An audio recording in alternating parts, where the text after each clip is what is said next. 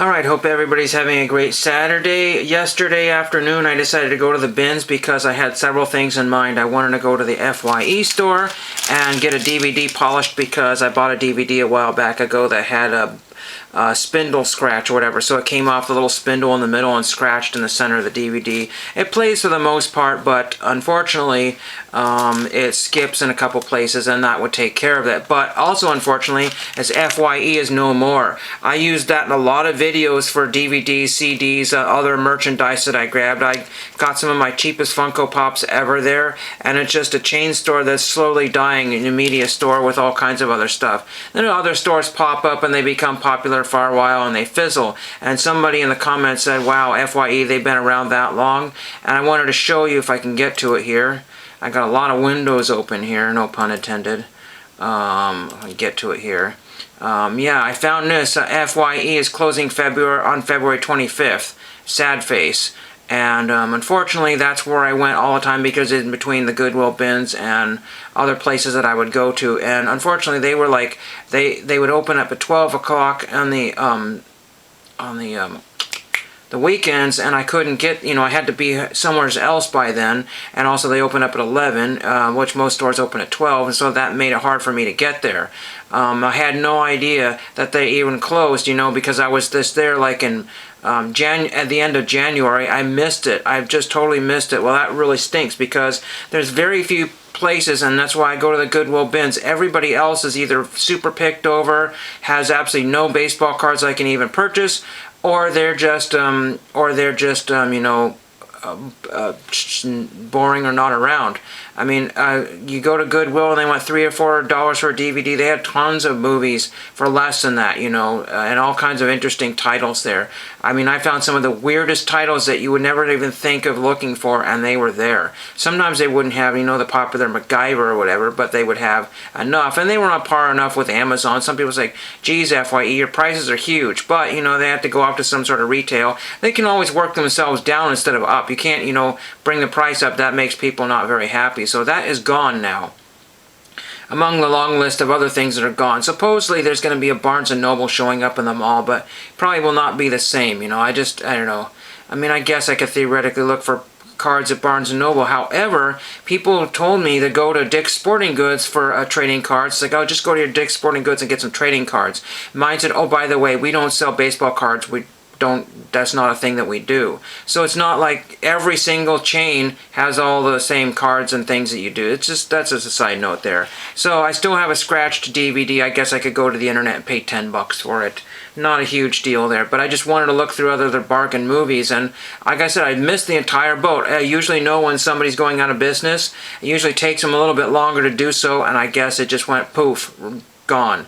So what else have we got here on the thing here? So we're going to go back to this here, and this other video I was looking at here. This is the World Veteran Games from 1987, and I found a couple of things. My Goodwill bins trip was $9.03, and I found the Drake International World Veterans Games sticker there from 1987, Melbourne, and World Veteran Games participate, or pass or whatever, complimentary admit one. Make a long story short, somebody's complete trip to Australia from 1987 or so was just spread out through the entire store. It was crazy. I guess these are some active wear clothing or something, shorts or sticker thing. I have no idea what that is, but remember back in the day when they would provide stickers with clothing? That's kind of an unusual deal there. And then I found this in the bins. I just grabbed the random stuff here. Here's an Alice in Wonderland cover, probably from the 1950s, I'm not really sure. This cover tore off. I didn't tear it off, it was already torn off. That's all I found. So my friend said, that looked cool framed, and I said it probably would, so might do that, hang that on the wall or do something. I have no idea. That was just cost a few cents here. Here's a postcard of some sort of Aborigine ceremony or tribal dance or something from Australia. That's kind of interesting there. Then I found, hey, it's Turkey Day. Somebody probably originally spent $3 unless they got it at half price after Thanksgiving. And hey, it's Turkey Day. And there's Snoopy making a turkey there. A nice embossed card there. You know, so gobble to you wobble, happy Thanksgiving. So a fun card there. I might keep it or give that off to somebody. Don't know yet on that one there. But again, a few cents is what it cost. I got a bunch of blank address labels sheets here from Avery, so those are always good to have. I need to repair a couple of things and also cover up some damages and some books and things like that. So I'll just cut these little pieces and use them. They're very handy. I only grabbed the packet was open, so I just grabbed whatever I felt like I needed. Here's, I think, a postcard or something from the DKD Cafe behind the Civic. It looks like some sort of album cover or something, some sort of like 1980s or early 90s, type of, alternative music. But no, it's just some sort of cafe. And it's behind some place called the Civic, I think. I don't know. Or Civic. So I don't know what that is. It's a card. I thought it was a sticker, but I think it's a card. And then I found a few of these, not very many, but I got some Pokemon sleeves there, so, I found those with the baseball card pages, grabbed what I could get. Somebody was really jonesing after those baseball card pages, and so I just said, here, just take the rest of them. And I did have enough for my, Happy Days set there. So anyway, there's another postcard there. I don't know anywhere in California that looks like that, but I will just maybe send that off. I have, again, another one like that that's already stamped, ready to go. I just need to find something that kind of resembles that place. And then I figured for my Olympic requests, I'm going to use some Olympic stationery there, so I thought that was kind of cool to teamusa.org there, so I just figured I'd use that. So I got a few other things here. One of my friends was joking with me, and he said, oh, you should get this, because he's such a huge fan. I'm like, what? Huge fan? I don't know what you're talking about. Look at there's some pinholes or some scratches on the back of this here. Nothing special, nothing big deal here. Because we're looking to see what... Oh, interesting. Oh, they must have had it tacked onto something. I'm not sure why. Is there a hole in the front? No. Anyway, this is the Osmonds, and that's some tour program or whatever from the 1970s. Old Donnie is right there, and probably Meryl and I don't know. I don't see Marie in the cover there. Let's see. The first year was 1962, or the year was 1962. Four young brothers were singing their hearts out. This is from 1976. So I would have been 1 year old when the Osmonds were doing their gig or whatever. That's interesting there. And I cajoled the clerk to give it to me as kids' book price. Well, it's a thin book, and it's got mostly pictures in it, so I figured, you know what, here, there you go. There was that one there. I do have a few other things here. I cannot remember or find everything here, but this was shocking to find here. I found Elle King's brand new album, Come Get Your Wife, with a parental advisory, explicit content. I don't know. Somebody, I think, just reviewed this on their channel. That was really interesting. And somebody had this in their hand. I knew who it was, and I just waited just for a second or two, and they just chucked it back after he looked at it a few times, thinking, do I really want to buy this? No. He didn't know what it was, but I knew exactly what it was. And it was the only record album in the entire store, except for some 45 that I left behind. I was going to give that to my friend, but he disappeared so quickly that I couldn't. I have other people that shop there like every single day. It's crazy. Sometimes people come twice in the day. The guy said, oh, I was here this morning. Now we're back again for more. That's because they bring out new merchandise every so often. I got some clothes here, and I got a stuffed animal I need to show here. I'll show you a stuffed animal here. It was funny because I found this in the bins. I was like, oh man. And I started shaking it and shimmying it in the store like, oh cool, I found this. And somebody down the row said, Zabu. I was like, oh, exactly. And I did found Zaboomafoo. There's his foot. That's what he says. If you remember, like, the late 90s, early 2000s, something in that particular range, PBS had some sort of kids show with the Kratt brothers, Chris and Martin Kratt, and there was Zaboomafoo. So that was really cool. His hands are Velcro, like he was holding something, like he was to grab onto a branch or a tree or something like that. He's been through the wash. He's a little dirty right now because I just forgot to put the dryer lint in there, so he's kind of a little crusty there, but mint condition, I'll throw it in one of the guest rooms or whatever. So that was really pretty fun, vintage-y type thing to find. It was just so funny. I got a couple other clothing items here. These were throwbacks. I got some yellow fuzz all over everything because I washed a sweatshirt here. But I found this Green Day shirt here. It kind of reminds me of Jimmy Gunn's video title or something like Pooping Rainbows or something. I don't remember what the whole deal is, but there's a Green Day shirt there. There's no shirt tag in it, but I guessed approximately what size it is. There's maybe some sizing somewhere else inside there. I don't really know, but I said, you know what, just grab that. That's bizarro. Might as well grab that. That's weird.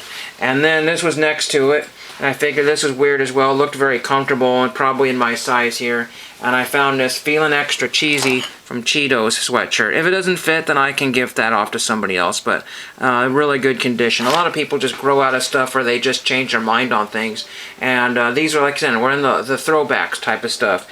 But as I said, this place is absolutely slammed full of people, and it's just crazy you could even ever find anything, get anywhere. The last thing, I don't normally like to grab, you know, Oregon Duck stuff, because this is more or less a Beavers area here, but it was a Titleist hat there with the Oregon Ducks logo off to the side there, and it had all the tags. You know, originally was $32, $14.99. I think it was marked down to $12, and it has all the brand new tags. Looks like it was worn once or never, so that's a kind of a cool looking hat. I'll clean that up and wear that in selective areas. So that was kind of cool. The last thing I think I have here is this, and this has been sitting on the shelf. I got this at a yard sale probably 3 or 4 years ago and never finished it. It was brand new, factory sealed. I think I paid 50 cents maybe for it, maybe $1. That's all it was, not very much. Pretty in Pink, John Hughes, Everything's Ducky edition. And, you know, Ducky, he's John Cryer right there. You've got Andrew, what's his name? Andrew McCarthy. You also have Molly Ringwald, who was in all the trifecta of John Hughes things, 16 Candles, and The Breakfast Club. This was an okay movie. I mean, it's okay, you know, a lot of people cried, you know, they said they cried because of the storyline and everything, but essentially, if you don't know what Pretty in Pink is that it's a very 80s centric movie. These are two quirky dressers that just don't fit in with the rich kids at school. It's essentially what it is, and they're just trying to figure things out before they become graduates of the high school, I think is essentially what it is. I need to look and see how many people were actually teenagers. I think Molly Ringwald was actually a teenager. John Cryer, I think, was probably in his early 20s, if I'm not mistaken. I cannot remember that, but he was always playing a teenager years after the fact that he wasn't. It's crazy. So I'll have to look in that one to see, but it was an okay movie. I mean, if you like OMD or the Psychedelic Furs, you'll like this album, because that, I mean, they played, you know, Pretty in Pink like 3 or 4 times, and OMD, If You Leave, I mean, that's been used in, I mean, this was like the first to use that music, but I mean, this was just like, you know, now it's all overused. But if you hear OMD, If You Leave, it's like, oh, great. You know, it's already been in Pretty in Pink, why use it again? You know, some songs just need to be used once or twice in the quintessential films here. PG-13, although there's a couple of things that might make it, you know, different rating there with the F-bombs and stuff in there. But anyway, that is all I have, because I spent about 13 minutes talking about stuff there. Oh, yes, this is the World Veteran Games. I don't know if I've mentioned that. I found a clip of that on YouTube. So, big whoop there. Whopping 9. I almost spent $10 or $11. I found a chair that's almost identical to the one I'm sitting on. It didn't have a rip on it, but I needed to clean up a little rust off it, which was not much, and I needed to really clean the cushion. I said, you know what, I could just leave that for another day. You know, if for some reason I go back on Sunday and it's still there, I might grab that in that way. But I thought, you know, I mean, I'm used to this chair. I've been sitting in it for a long time. I understand it, and it's got my own rips in it and own whatever. I can always put a seat cushion over this, you know, a little cover over that to cover the rip. No big deal. So that is all I have for you today, and let me know if what your favorite thing was, and thank you for watching.